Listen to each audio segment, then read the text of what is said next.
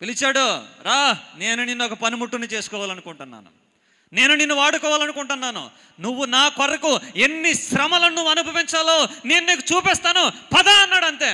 ఏం చూపిస్తా?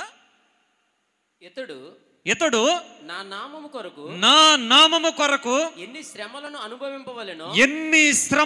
అనుభవించవలెనో నేను ఇతనికి చూపుదనని. ఏం చూపిస్తావయ్యా నువ్వు? నాకు మహిమను చూపిస్తానన్నావా?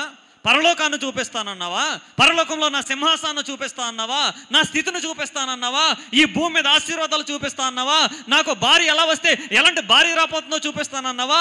లేదంటే నాకు పుట్టేటువంటి పిల్లలు ఎలాంటి వారు పుడతారని చూపిస్తానన్నావా? ఆ పిల్లలు పెద్దవాళ్ళు గొప్పవాళ్ళు అయిపోయిన తర్వాత నాకు వచ్చేటువంటి పేరు ప్రఖ్యాతులు ఎంతో చూపిస్తానన్నావా? కాదు.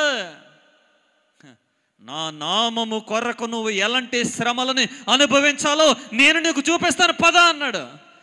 మాట్లాడకుండా వెళ్ళిపోయాడండి పౌలు. శ్రమలు చూడడానికి వెళ్ళాడు పౌలు, సుఖాలు చూడడానికి కాదు,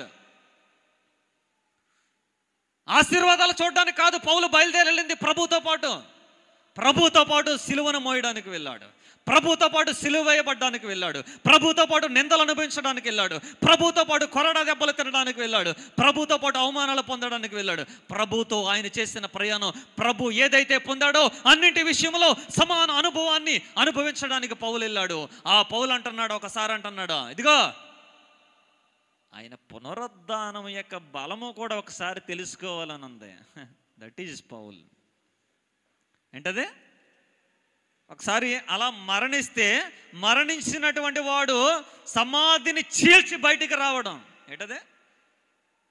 ఏం రావాలనుకుంటున్నాడంట ఆయన? సమాధిని చీల్చి, మరణాన్ని చీల్చి చెండాడే యేసుక్రీస్తు వారు ఎలా పునరుద్ధానుడై తిరిగి లేచాడో అందులో సమాన అనుభవం కొరకు ఒక ప్రయత్నం చేస్తున్నాను. అది ఉట్టిదే అయిపోదు. మరేం చేయాలి? నీకున్నదంతా పెంటగా ఎంచుకోవాలి.